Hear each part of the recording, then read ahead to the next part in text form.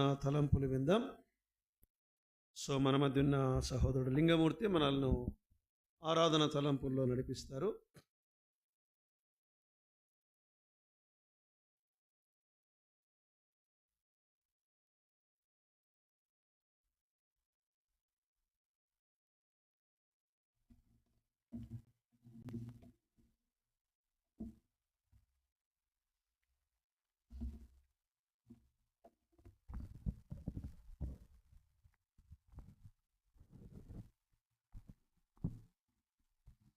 ముందుగా పరమ తండ్రి అయిన దేవుడికి వందనాలు. అలాగే దైవసేవకులకు చేరువచ్చిన సంఘం అంతటికి క్రీస్తునామంలో శుభాభివందనాలు. కీర్తనల గ్రంథము 4వ అధ్యాయము 1వ చరణం. కీర్తనలు రాసిన గ్రంథము 4వ అధ్యాయము 1వ చరణం. నా నీతికి ఆధారమగు దేవా, నేను మొర్రపెట్టినప్పుడు నాకు ఉత్తరమిమ్ము. ఇరుకులో నాకు విశాలత కలుగజేసిన వాడవు నీవే. నన్ను కరుణించి నా ప్రార్థనను అంగీకరించుము. ప్రార్థన చేసుకుందాం. పరిశుద్ధుడు, ప్రేమ, నమ్మకం కలిగిన మా దేవా, మీకు స్తుతులు స్తోత్రములు తండ్రి. ఇదిగో దేవా, ఈ ఉదయకాల సమయమందు మీ పరిశుద్ధ దినమందు మీ మందిరంలోనికి చేరి ఇప్పటి వరకు కీర్తనలతో మిమ్మల్ని ఆరాధించాము. మీరు ఏమై ఉన్నారో, మీ గుణాతిశయములు ఎట్టివో మేము ధ్యానిస్తుండగా మీరే బహుసూటిగా స్పష్టంగా తేటగా మాతో మాట్లాడండి. మీ గుణాతిశయములు మేము తెలుసుకొని ఆత్మతో సత్యంతో మిమ్మల్ని ఆరాధించే కృపను మాకు దయచేయమని క్రీస్తు యేసు నామములో అడిగి వేడుకుంటున్నాం మా పరమ తండ్రి. ఆమేన్. కీర్తనలు రాసిన గ్రంథం 4వ అధ్యాయాన్ని సాయంకాలపు ప్రార్థనా గీతం అంటారు. 3వ అధ్యాయాన్ని అయితే ఉదయకాలపు ప్రార్థనా గీతం అయితే 3వ అధ్యాయానికి కొనసాగింపుగా 4వ కీర్తనను ఏమంటారంటే సాయంకాలపు ప్రార్థనా గీతం అంటారు. ఈ దావీదు 4వ కీర్తనను రాయడానికి గల కారణమేమి? ఆయన ఎప్పుడు రాశాడంటే క్రీస్తుకు పూర్వం 976వ సంవత్సరంలో ఈ 4వ కీర్తన రాయడం జరిగింది. ఎందుకు రాశాడంటే తన కుమారుడైనటువంటి అబ్షాలోము యొక్క తిరుగుబాటు కారణంగా ప్రాణభయంతో పారిపోతూ కష్టకాలంలో దేవుని మీద ఉన్నటువంటి విశ్వాసంతో, దేవుని మీద ఉన్నటువంటి నమ్మకంతో తనకు శాంతికరమైనటువంటి నిద్రను అనుగ్రహిస్తాడని నిద్రను కోరుచు దావీదు ఈ 4వ కీర్తన రాయడం జరిగింది. 4వ కీర్తనలో కొన్ని విషయాలు మనం బాగా గమనించవచ్చు. 4వ కీర్తనలో దావీదు దేవుని మీద నమ్మకాన్ని మనకు కనపరుస్తాడు. 4వ కీర్తనలో దావీదు తన శత్రువులకు ఒక హెచ్చరిక చేస్తాడు. 4వ కీర్తనలో సంతోషం కనబడుతూ ఉంది. అందుకనే 7వ వచనంలో అంటాడు, శత్రువుల ధాన్య ద్రాక్షారసములు విస్తరించినప్పటి సంతోషం కంటే దేవుని సముఖంలో ఉండే సంతోషం చాలా గొప్పదంట. ఈరోజు అనేకమైన వాటిని ఆధారం చేసుకొని కొంతమంది డబ్బును ఆధారం చేసుకుంటారు, కొంతమంది ఉద్యోగాలను ఆధారం చేసుకుంటారు. వాళ్ళు వాటి యొక్క కార్యకలాపాల్లో నిమగ్నమైపోతారు. అయితే మనం దేవుణ్ణి ఆధారం చేసుకొని ఆయన సన్నిధిలో మనం ఉన్నాం కనుక మనకు సంపూర్ణమైనటువంటి సంతోషం ఉంది. ఈ 1వ వచనంలో అంటాడు, నా నీతికి ఆధారమగు దేవా అని దావీదు ప్రార్థించి ఆరాధిస్తున్నాడు. అంటే దావీదుకు మాత్రమే దేవుడు ఆధారమా? ఇంకా ఎవరికి లేదా? ఈ లోకాన్ని ఒకసారి మనం చూసుకున్నట్లయితే కొన్నిసార్లు భర్త భార్యకు ఆధారం అవుతాడు, కొన్నిసార్లు భార్య భర్తకు ఆధారం అవుతుంది, కొన్నిసార్లు తల్లిదండ్రులు పిల్లలకు ఆధారం అవుతారు, వృద్ధాప్యంలో పిల్లలు తల్లిదండ్రులకు ఆధారం అవుతారు, రాజకీయ నాయకులకు ఓట్లు లేదా ఓటర్లు ఆధారం అవుతారు. అయితే బైబిల్లో భక్తులకు అన్ని సమయాలలో అన్ని వేళల్లో వాళ్లకు ఆధారమైంది ఎవరో తెలుసా? ఇదిగో మనం ఆరాధిస్తున్నటువంటి ఈ దేవుడే, బైబిల్ దేవుడే. బైబిల్లో భక్తులకు అన్ని సమయాల్లో అన్ని విషయాల్లో వాళ్ళకు ఆధారమయ్యాడు. ఉదాహరణకు మనం ఎన్నైనా చూసుకోవచ్చు. అబ్రహాము విశ్వాసులకు తండ్రిగా మారడానికి ఈ దేవుడే ఆధారం. ఇస్సాకు నూరంతలుగా వ్యవసాయంలో పంటను సాధించడానికి లేదా సమృద్ధిగా ఆశీర్వదించబడడానికి ఈ దేవుడే ఆయనకు ఆధారం. యాకోబు ఇశ్రాయేలుగా మారడానికి ఈ దేవుడే ఆయనకు ఆధారం. యోసేపు ఐగుప్తు దేశంలో ప్రధానమంత్రిగా మారడానికి ఈ దేవుడే ఆధారం. మోషే ఫరో ఎదుట 10 అద్భుతాలు చేసి ఫరో ఎదుట ఐగుప్తులో 10 అద్భుతాలు చేసి ఎర్ర సముద్రాన్ని 2 పాయలుగా చీల్చి ఇశ్రాయేలీయులను నడిపించడానికి మోసేకు ఈ దేవుడే ఆధారం. యెహోషువ సూర్య చంద్ర నక్షత్రములను ఆపడానికి, క్షమించండి, సూర్యుడిని చంద్రుణ్ణి ఆపడానికి ఈ దేవుడే కారణం. దావీదు దేవుని యొక్క హృదయానుసారుడైన మనుష్యుడిగా మారడానికి ఈ దేవుడే ఆధారం. అత్యంత జ్ఞానవంతుడిగా పేరు పొందినటువంటి సొలొమోనుకు ఈ దేవుడే ఆయన జ్ఞానానికి ఆధారం. దానియేలుకు బబులోను దేశంలో ప్రధానమంత్రిగా మారడానికి ఈ దేవుడే ఆయనకు ఆధారం.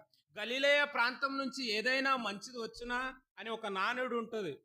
ఆ గలిలయ ప్రాంతం నుంచి పామరులైనటువంటి 12 మంది శిష్యులు యేసుక్రీస్తు యొక్క శిలువ సువార్తను ప్రకటించి ప్రపంచాన్ని మార్చడానికి ఆ అపోస్తులకు ఈ దేవుడే ఆధారం.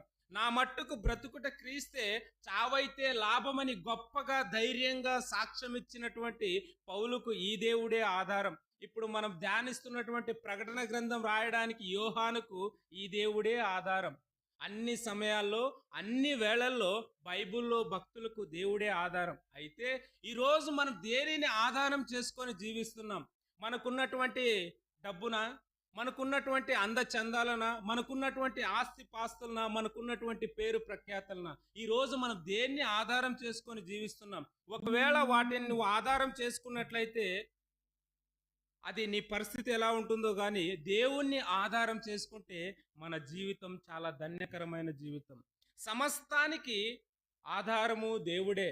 యోహాన్ రాసిన సువార్త, యోహాన్ సువార్త 1వ అధ్యాయము 2-3 వచనాలు ఒకసారి చూడండి. యోహాన్ సువార్త, సమస్తమునకు ఆధారము దేవుడే. యోహాన్ సువార్త 1వ అధ్యాయం 2-3 వచనాలు. ఆయన ఆదియందు దేవుని యొద్ద ఉండెను, సమస్తమును ఆయన మూలముగా కలిగెను, కలిగి ఉన్నది ఏది ఆయన లేకుండా కలుగలేదు. చూడండి, సమస్తమునకు ఆయనే మూలం, కలిగి ఉన్నది ఏది ఆయన లేకుండా కలుగలేదు. సృష్టికి ఆధారం యేసుక్రీస్తు ప్రభువే.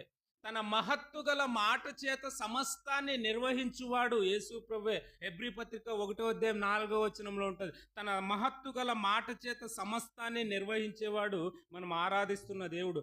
ఆయన మాట ద్వారానే సూర్యుడు కలుగునుగా కంటే సూర్యుడు కలిగింది. ఆయన మాట ద్వారానే సూర్యుడు ఉదయించాలంటే ఉదయిస్తాడు. ఆయన మాట ద్వారానే సూర్యుడు అస్తమించాలంటే అస్తమిస్తాడు. ఆయన మాట ద్వారానే చంద్రుడు మన అందరికి వెలుగునిస్తున్నాడు. ఆయన మాట ద్వారానే గ్రహాలు తిరుగుతున్నాయి, నక్షత్రాలు వెలుగుతున్నాయి. ఆయన వెలుగు కలుగునుగా కానీ తన మాటతో పలికాడు, వెలుగు కలిగింది. ఆయన ఈ సృష్టి కలుగునుగా కానీ తన మాటతో సెలవిచ్చాడు, ఈ సృష్టి కలిగింది. అంటే తన మహత్తు గల మాట చేత సమస్తాన్ని నిర్వహించేవాడు మన దేవుడు. ఆయన తన మహత్తు గల మాట చేత సృష్టిని మాత్రమే కాదండి, ఆయన మాట చేత చచ్చిన వారు బతికారు. ఆయన మాట చేత వ్యాధిగ్రస్తులు స్వస్థపరచబడ్డారు. ఆయన మాట చేత దయ్యములు పట్టిన వారు విడుదల పొందారు. ఆయన మాట చేత పాపులకు సహితము పాప క్షమాపణ కలిగింది. నీ విస్తారమైన పాపములు క్షమించబడ్డాయి, నీ పడకెత్తుకొని లేపోవంటే ఆయన పాపాలు అక్కడ క్షమించబడలేదా? ఇలా తన మహత్తు గల మాట చేత సమస్తాన్ని నిర్వహించే మన దేవుడు. ఆ మాటలో ఏముందంటే, ఆ మాటలో మహిమ ఉన్నది, ఆ మాటలో శక్తి ఉన్నది, ఆ మాటలో అధికారం ఉన్నది, ఆ మాటలో ప్రేమ ఉన్నది, ఆ మాటలో సృష్టి మీద సార్వభౌమాధికారం ఉన్నది. కనుక మన దేవుడు సమస్తానికి ఆధారమై ఉన్న దేవుడు. అయితే దేవుడు మనుషులకు మాత్రమే ఆధారమా అంటే, దేవుడు మనుషులకు మాత్రమే కాదు కానీ ఈ సృష్టిలో ఉన్న పక్షులకు, జీవులకు, జీవరాశులకు, సమస్తానికి ఆయన ఆధారమై ఉన్న దేవుడు. 145వ కీర్తన 15-16 వచనాలు ఒకసారి చూడండి. కీర్తనల గ్రంథము 145వ కీర్తన 15-16 వచనాలు. సర్వజీవుల కన్నులు నీ వైపు చూచుచున్నవి, తగిన కాలమందు నీవు వారికి ఆహారం ఇచ్చుదువు. నీవు నీ గుప్పిలిని విప్పి ప్రతి జీవి కోరికను తృప్తిపరచుచున్నావు. చూడండి, ఒకసారి లెక్క పెట్టండి. ఈ సృష్టిలో ఎన్ని పక్షులు ఉండొచ్చు? ఈ సృష్టిలో ఎన్ని జీవరాశులు ఉండొచ్చు? ఈ సృష్టిలో ఎన్ని జీవులు ఉండొచ్చు? వందల్లో, వేలల్లో, లక్షల్లో, కోట్లలో, మళ్ళీ ఈ కోట్ల కోట్ల కోట్ల లెక్కలో ఉన్నటువంటి ఆ పక్షులకు ఆహారాన్ని పెట్టేవాళ్ళు ఎవరు? ఓ ఇదిగో మేమే మానవులం పెడుతున్నాం అనుకుంటాం మనం కొన్నిసార్లు. ఓకే, మనకు ఇష్టం ఉన్నప్పుడు పెడతాం, మనకు సంతోషం కలిగినప్పుడు పెడతాం, మనకు అనుకూలమైనప్పుడు పెడతాం. మరి మిగిలిన సమయాల్లో వాటికి ఆహారాన్ని దయచేవాడు ఎవరు? అందుకని యేసు ప్రభువారు అంటారు, ఆకాశ పక్షులను ఒకసారి మీరు చూడండి, అవి విత్తవు, అవి కోయవు, అవి కుప్పను కూర్చుకోవు, అవి కొట్లలో దాచుకోవు. మరి వాటికి ఆహారాన్ని పెడుతున్న వాళ్ళు ఎవరు అంటే 78వ కీర్తన 24వ వచనంలో అక్కడ రాయబడి ఉంటుంది, ఆయన వారు అడుగగా పరలోకపు మన్నాను వారికి కురిపించాడు, పరలోకపు ధాన్యాగారము వారికి అనుగ్రహించాడని 78వ కీర్తన 28వ వచనంలో ఇశ్రాయేలీయులకు దేవుడు చేసినటువంటి క్రియలన్నిటి గురించి రాయబడి ఉంటుంది. అంటే ఆ ఆకాశ పక్షులకు ఆహారాన్ని పెడుతున్నవాడు మన దేవుడే. ఇంకా ఆకాశ పక్షులకు మాత్రమే కాదు, అడవి పువ్వులకు కూడా అందమైనటువంటి రంగులను అనుగ్రహించి అవి సృష్టిలో ప్రకృతిలో అందంగా జీవించడానికి, మనుషులకు ఉపయోగకరంగా మారడానికి ఆ పువ్వులకు కూడా ఆధారం ఎవరంటే మన దేవుడే. ఆయన సమస్తానికి ఆధారం, ఆయన మనుషులకు ఆధారమైన దేవుడు, ఆయన సృష్టికి ఆధారమైన దేవుడు, ఆయన ఆకాశ పక్షులకు ఆధారమైన దేవుడు, ఆయన అడవి పువ్వులకు కూడా ఆధారమైన దేవుడే. అయితే ఈ ఉదయకాల సమయంలో మనము ఎవరిని ఆధారం చేసుకొని జీవిస్తున్నాం? కాబట్టి సమస్తానికి ఆధారమైన దేవుణ్ణి మనం ఆధారం చేసుకోవాలి. అయితే మానవుడు ఎలాంటి వాడిగా ఉన్నాడు? ఆధారం లేనటువంటి మానవుడిగా ఉన్నాడు. ప్రారంభంలో ఆదాముకు ఆధారము దేవుడే. ఆదాము యొక్క ఆనందానికి, ఆదాము యొక్క ఆహారానికి, ఆదాము యొక్క ఆవాసానికి, ఆదాము యొక్క ఆరోగ్యానికి, ఆదాము యొక్క ఆయుష్కు, ఆదాము యొక్క ఆత్మీయతకు అన్నిటికీ దేవుడే ఆధారమైతే, ఎప్పుడైతే ఆదాము దేవుని మాటను ధిక్కరించి చేయొద్దన్న పనిని చేశాడో, ఆయన మాటను అతిక్రమించడం ద్వారా ఆధారమై ఉన్నటువంటి దేవుణ్ణి ఆదాము కోల్పోవలసినటువంటి పరిస్థితి ఏర్పడింది. ఆదికాండము 3వ అధ్యాయం 17వ వచనం ఒకసారి చూడండి. ఆదికాండము 3వ అధ్యాయం 17వ వచనం.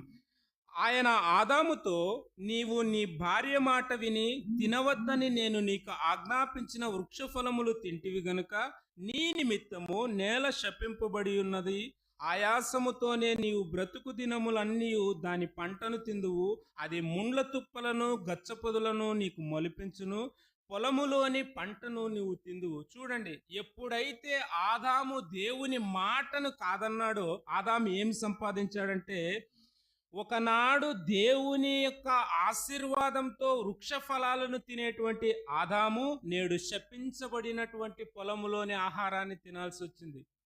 ఒకనాడు ఆదాము సంతోషంతో ఆహారాన్ని తినేవాడు, నేడు ఆదాము ప్రయాసముతో తన జీవితమంతా బతుకుతూ ప్రయాసంతో తినాల్సినటువంటి పరిస్థితి ఆదాముకు ఏర్పడింది.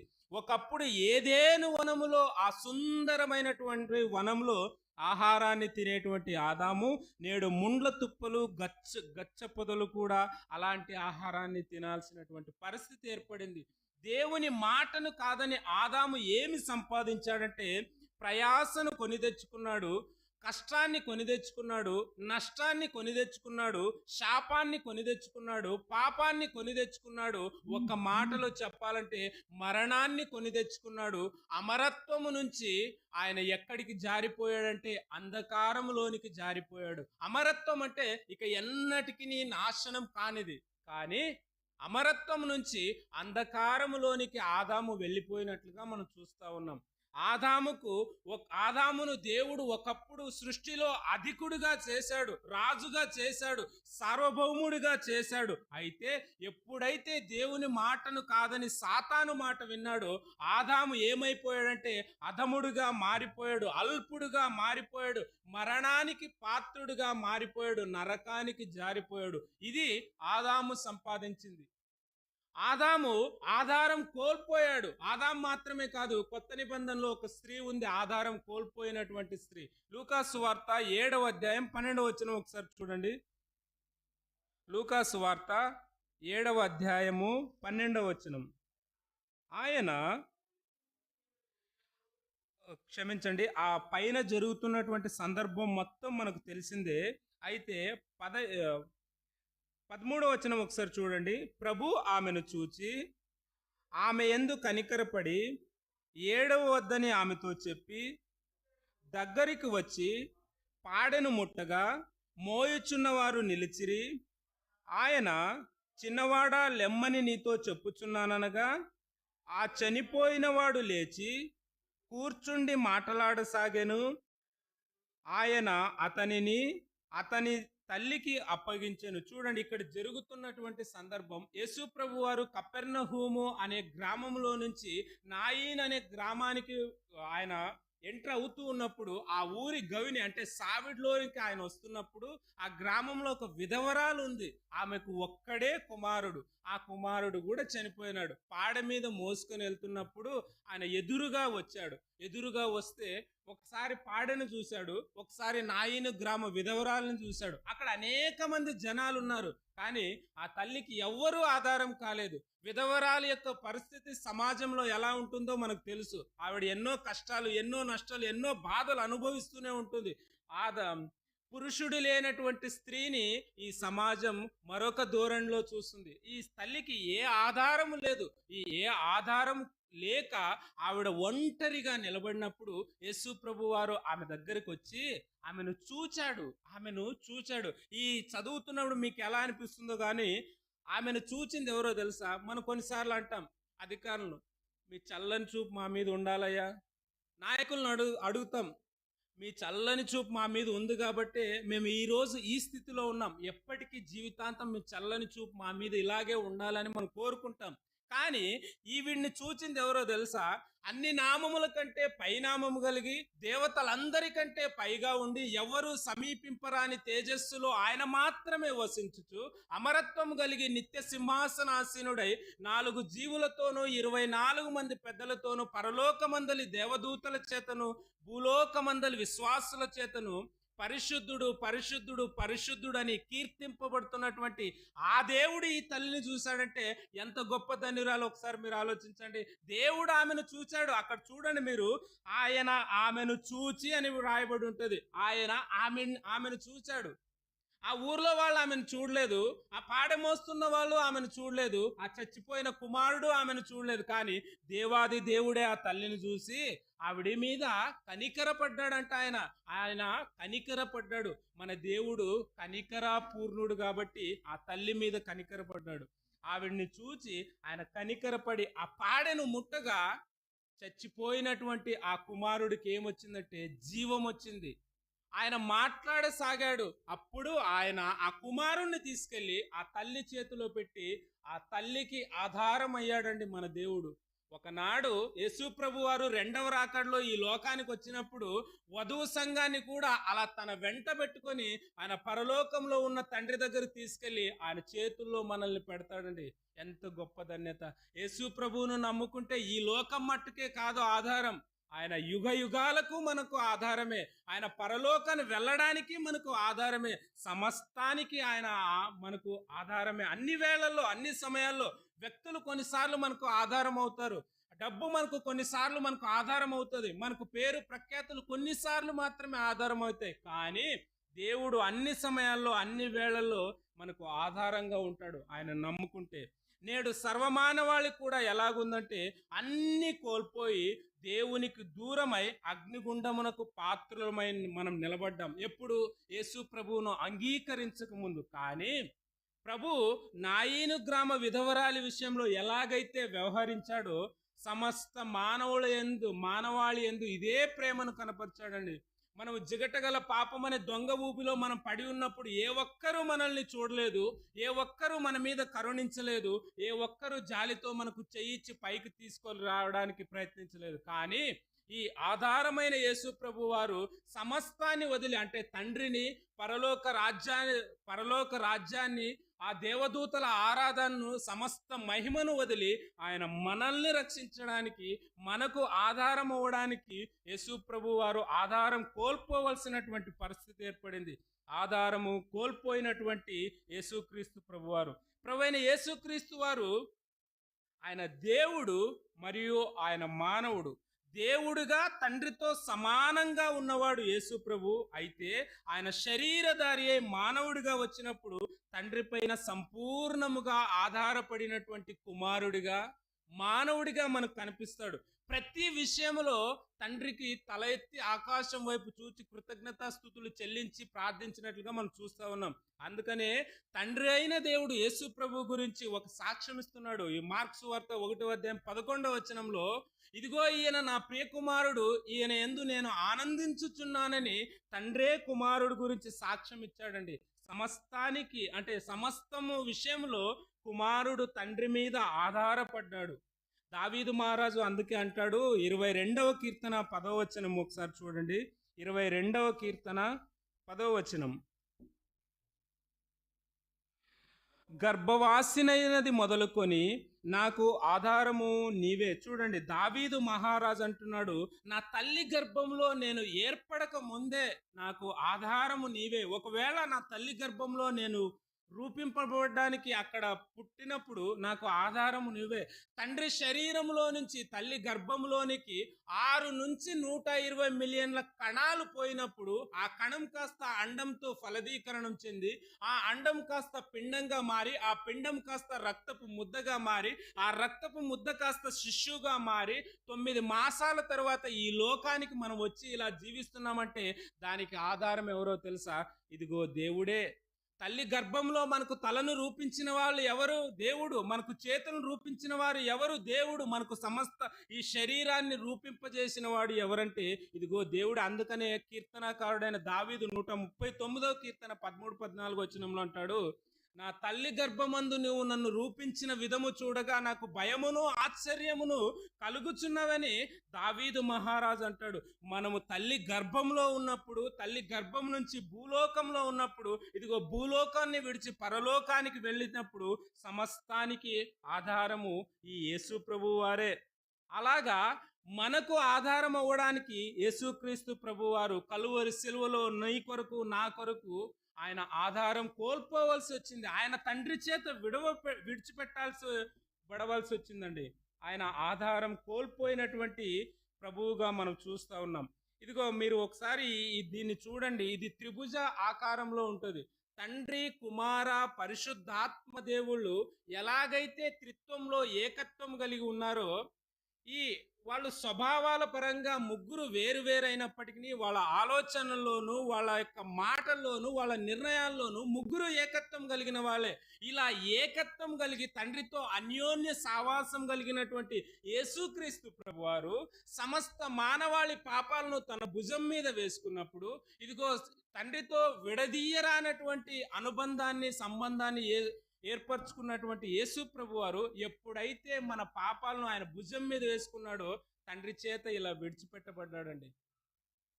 ఒకనాడు తండ్రితో విడదీయరానటువంటి సంబంధాన్ని ఏర్పరచుకున్నటువంటి యేసు ప్రభువారు ఎప్పుడైతే పాపము ఆయన భుజం మీద వేయబడిందో ఇలా సంబంధాన్ని కాస్త దేవుడు వదిలేశాడండి.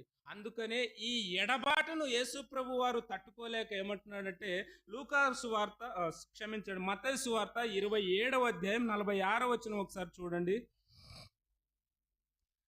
లూకాసు వార్త 27:46 వచనం. మత్తయి సువార్త. ఇంచుమించు 3 గంటలప్పుడు యేసు ఏలి ఏలి లామా సబక్తాని అని బిగ్గరగా కేకవేసెను. ఆ మాటకు నా దేవా నా దేవా నన్నెందుకు చెయ్యి విడిచితివని అర్థం. చూడండి, సృష్టిలో ఏ సందర్భంలో మనం చూసినా యేసు ప్రభువారు తండ్రితో ఎన్నడూ ఎడబాటును కలిగి ఉండలేదు. ఎప్పుడైతే కలువరి సిలువలో మానవాళి పాపాలను మోసుకున్నాడో అప్పుడు తండ్రి ఆయన చేతిని విడిచిపెట్టాడు. ఈ బాధను తట్టుకోలేక యేసు ప్రభువారు అంటున్నారు, నా తండ్రి నన్ను ఎందుకు చెయ్యి విడిచావని. ఆ బాధను తట్టుకోలేక యేసు ప్రభువారు అంటున్నారు. ఈ కలువరి సిలువలో యేసు ప్రభువారు అనుభవిస్తున్నటువంటి ఈ నీతి సూర్యుడు అనుభవిస్తున్నటువంటి ఈ బాధను చూడలేక ఈ లోకానికి వెలుగునిచ్చే సూర్యుడే మాయమైపోయాడండి. అంత బాధను నీ కోసం నా కోసం అనుభవించాడు. ఆయన కలువరి సిలువలో ఒంటరైపోయాడండి. ఆయన శిష్యులు ఆయన విడిచిపెట్టేశారు. ఆయన చేత రొట్టెలు తిన్నవారు ఆయన విడిచిపెట్టారు. ఆయన చేత స్వస్థతలు పొందినవారు ఆయన విడిచిపెట్టారు. యేసు దేవుడు, దేవుని కుమారుడు అని చెప్పిన వారు ఆయన విడిచిపెట్టారు. ఇదిగో దేవ ప్రభువా, నీ ప్రాణానికి నా ప్రాణం అడ్డన్నటువంటి పేతురు ఆయన వదిలేసి పారిపోయాడు. ఇదిగో ఆయన రొమ్మున ఆనుకున్నటువంటి ప్రియమైన శిష్యుడు యోహాను కూడా ఆయన్ని విడిచిపెట్టి వెళ్ళిపోయాడండి. అందరి చేత అవమానించబడి ఒంటరి అయిపోయాడండి మన ప్రభు అయిన యేసుక్రీస్తు వారు. ఎందుకో తెలుసా? ఇదిగో నీకు నాకు ఆధారం అవ్వడానికి, మన పాపాలను ఆయన మీద మోసుకొని ఆయన పవిత్రతను మనకు అనుగ్రహించడానికి ఆయన ఒంటరైపోయాడండి. మనకు పరలోకాన్ని ఇవ్వడానికి ఆయన ఒంటరైపోయాడండి. మనకు రక్షణని ఇవ్వడానికి ఆయన ఒంటరి వాడిగా మిగిలిపోయాడండి. అయితే ఇంకా నువ్వు ఆయన ఆధారం చేసుకోలేదా? ఇదిగో ఈ ఉదయకాల సమయంనన్నా ఇంకా నువ్వు ఆయన ఆధారం చేసుకోకపోతే, ఈ ఉదయకాలంలో ఆయన నిన్ను పిలుస్తున్నాడు. ఏమనంటే, ప్రయాసపడి భారం మోసుకుంటున్న సమస్త జనులారా నా యొద్దకు రండి, నేను మీకు విశ్రాంతినిస్తాను. విశ్రాంతిని మాత్రమే కాదు, రక్షణనిస్తాను, మీకు పరలోకాన్ని ఇస్తాను. ఈ రక్షణ, ఈ విశ్రాంతి, పరలోకం ఎలాంటిదంటే అది తాత్కాలికమైంది కాదు, అది శాశ్వతమైంది, యుగ యుగాలు ఉండేది. కాబట్టి ఆయన నిన్ను పిలుస్తున్నాడు. ఆయన క్రీస్తు ఆధారం కోల్పోగా ఆధారం పొందినటువంటి విశ్వాసి. యేసు ప్రభు వారు విడిచిపెట్టబడగా నీకు నాకు దేవుడే ఆధారం అయ్యాడండి. మన తండ్రి అయిన దేవుడికి ఒక లక్షణం ఉంది. ఆయన పరిశుద్ధంగా ఉంటే ఎంత ఇష్టపడతాడో, ఎంత ప్రేమిస్తాడో, పాపము చేస్తే కూడా అంతే కోపగించుకుంటాడో, అంతే దూరం అయిపోతాడండి. అలాగా యేసు ప్రభు విడిచిపెట్టబడగా యేసు ప్రభు యొక్క పరిశుద్ధత మనకొచ్చింది, యేసు ప్రభు యొక్క నీతి మనకొచ్చింది కనుక మనం ఇప్పుడు నీతిమంతులం అయ్యాం, ఇప్పుడు మనం పరిశుద్ధులం అయ్యాం కనుక తండ్రి మనకు ఆధారం అయ్యాడండి. అందుకనే కీర్తనకారుడైనటువంటి దావీదు అంటాడు, 62వ కీర్తన 7వ వచనాన్ని ఒకసారి చూడండి. నా రక్షణకు, నా మహిమకు దేవుడే ఆధారము, నా బలమైన ఆశ్రయ దుర్గము, నా ఆశ్రయము దేవుని యందే ఉన్నదండి. దావీదు మహారాజు అంటున్నాడు. దావీదు అంటున్నాడు, నా రక్షణకు ఎవరు అనుకుంటున్నారు ఆధారము? నేనేదో పెద్ద యుద్ధ వీరుణ్ణని మీరు అనుకుంటున్నారా? కాదండి. ఆ సింహపు బోనులు, ఆ సింహపు నోటి నుండి నా గొర్రెపిల్లను రక్షించడానికి, ఆ సింహాన్ని చీల్చడానికి నాకు ఎవరు ఆధారం? దేవుడే. ఆ ఫిలిస్తీయుడు అనేటువంటి గొల్యాతును వాడిని చంపి వాడి నుంచి రక్షణ పొందడానికి ఎవరు ఆధారం? నాకు దేవుడే అని దావీదు అంటున్నాడు. ఇదిగో నేనేదో పెద్ద రాజునని సౌలుకు 1000 కొలది, దావీదుకు 10,000 కొలదని నన్ను పొగుడుతున్నారు కదా, ఈ మహిమంతా నాకు ఎవరిచ్చారు? నా తండ్రి అయిన దేవుడిచ్చాడని, నా రక్షణకు, నా మహిమకు దేవుడే ఆధారమని దావీదు చెప్పగలుగుతున్నాడు. నా బలం, సౌలు అడిగాడు, నువ్వు ఫిలిస్తీన్ల ముందోళ్ళు 100 మంది తీసుకొని రా అంటే ఇతడు 200 మంది తీసుకొచ్చాడు. ఇదిగో ఇన్ని యుద్ధాలలో నేను విజయం సాధించడానికి నాకు, నా బలానికి ఆధారం ఎవరంటే నాకు దేవుడే. నా ఆశ్రయము, నా శత్రువులు నన్ను తరిమినప్పుడు నాకు ఆశ్రయ దుర్గంగా ఉన్నది ఎవరంటే ఇదిగో ఈ దేవుడే. అందుకనే దావీదు అంటున్నాడు. దావీదు మాత్రమే కాదు, యేసు ప్రభువునందు విశ్వాసం ఉంచినటువంటి మనం కూడా అనవలసిన మాట ఏంటంటే, నా రక్షణకు ఆధారం యేసు ప్రభువే, నా నీతికి ఆధారం యేసు ప్రభువే, నా ప్రాణానికి ఆధారం యేసు ప్రభువే, నా క్షేమానికి ఆధారం యేసు ప్రభువే, నా జ్ఞానానికి ఆధారం యేసు ప్రభువే, నా జీవానికి ఆధారం యేసు ప్రభువే, నా పోషణకు ఆధారం యేసు ప్రభువే, ఆయన నాకు అనుగ్రహించిన కృపకు ఆధారం యేసు ప్రభువే. ఇదిగో సమస్తానికి ఆధారము యేసు ప్రభువే అని ఆయన మనం స్తుతింప బద్దులమై ఉన్నామండి. ఇదిగో మనము ఉదయకాలంనే పాట పాడుకున్నాం, వేలాది నదులంత విస్తార తైలం నీకు ఇచ్చినా సరిపోవునా, గర్భఫలమైన జ్యేష్ఠపుత్రుని నీకు ఇచ్చినా చాలునా అని మనం అడుగుతాం, మా పాట పాడాం. ఆయనకు మనం ఏమి ఇవ్వాల్సిన అవసరం లేదండి. ఎందుకంటే మనం ఇస్తే గాని తీసుకోవాల్సినటువంటి స్థితిలో ఆయన లేడు. ఆకాశం ఆయనది, భూమి ఆయనది, వెండి ఆయనది, బంగారం ఆయనది, 1000 కొండల మీద పశువులు ఆయనవే, సమస్తము ఆయనదే, సమస్త సృష్టి ఆయనదే. ఇదిగో ఒక మాటలో చెప్పాలంటే మనము కూడా ఆయన వారమే. ఒకనాడు ఏమీ లేకుండా ఉన్నటువంటి మనకు పరలోక మార్గానికి, ఈ జీవన స్రవంతిని దాటి పరలోక మార్గాన్ని చేరడానికి దిక్సూచిలా నిలబడినటువంటి దిక్సూచి ఎవరంటే మన ప్రభువైన యేసుక్రీస్తు వారే. అందుకని ఒకసారి అయిపోయిన లాస్ట్ ఒక వచనం చూడండి. 1 కొరింథీయులకు రాసిన పత్రిక 1వ అధ్యాయం 26 నుంచి 30 వచనాల వరకు అక్కడ రాయబడి ఉంటుంది. పూర్వం మనం ఎలాంటి వారమో అక్కడ రాయబడి ఉంటుంది. కొరింథీయులకు రాసినటువంటి 1వ పత్రిక 1వ అధ్యాయము 26వ వచనం నుంచి అక్కడ చూస్తే, సహోదరులారా, మిమ్మును పిలిచిన పిలుపును చూడుడి, మీలో మీలో లోకరీతిని జ్ఞానులైనను ఘనులైనను గొప్ప వంశం వారైనను అనేకులు పిలువబడలేదు గాని ఏ శరీరియు దేవుని ఎదుట అతిశయింపకుండునట్లు జ్ఞానులను సిగ్గుపరచడానికి లోకంలో నుండి వెర్రివారిని దేవుడు ఏర్పరచుకున్నాడు. బలవంతులైన వారిని సిగ్గుపరచుటకు లోకంలో బలహీనులైన మనల్ని ఆయన ఎన్నుకున్నాడు. ఎన్నికైన వారిని వ్యర్థము చేయుటకు లోకంలో నీచులు తృణీకరింపబడిన వారిని, ఎన్నిక లేని వారిని దేవుడు ఏర్పరచుకున్నాడు. ఒకనాడు ఈ దేశ చరిత్రను మనం చూసుకుంటే ఇదిగో ఇక్కడ ఉన్నటువంటి మనందరి పరిస్థితి ఇదిగో ఇదే వాస్తవంగా చెప్పాలంటే. ఎందుకంటే చరిత్ర స్టూడెంట్ని కాబట్టి మన దేశ యొక్క గత పరిస్థితులు ఎలా ఉన్నాయో తెలుసు కాబట్టి ఈ విధంగా చెప్తున్నా. ఈ వచనంలో చదివినట్టుగా మన యొక్క స్థితి ఉండేది. అలాంటి మనల్ని దేవుడు ఎన్నుకున్నాడండి. రాజులైన యాజక సమూహంగా, ఏర్పరచబడినటువంటి వంశంగా, పరిశుద్ధమైన జనాంగంగా, దేవుని సొత్తైన ప్రజలుగా మనల్ని ఎన్నుకున్నాడంటే మనం ఆయనకి ఏమి చెల్లించగలమండి? ఏమి చెల్లించినను మనం రుణగ్రస్తులమనే ఒప్పుకుంటూ, ప్రియులారా, ఏ ఆధారము లేని నీకు నాకు క్రీస్తే ఆధారమయ్యాడు కాబట్టి మనకు కలిగిన సమస్తాన్ని ఆయన పాదముల చెంత ఆయనకు అప్పగించుకొని ఆత్మతో సత్యంతో ఆయన్ను ఆరాధించడానికి పరిశుద్ధాత్మ దేవుడే మనకు కృప చూపి నడిపించునుగాక. ఆమెన్. ప్రియులారా, మన